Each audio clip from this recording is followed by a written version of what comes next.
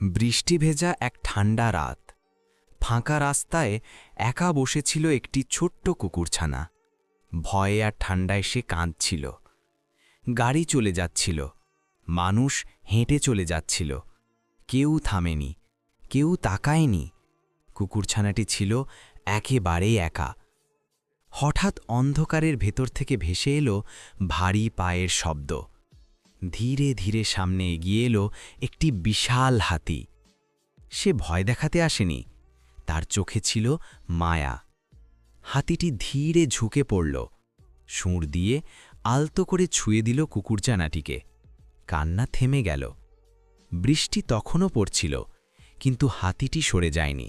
সে যত্ন করে কুকুরছানাটিকে তুলে নিল আর নিজের বিশাল শরীর দিয়ে তাকে আগলে রাখল।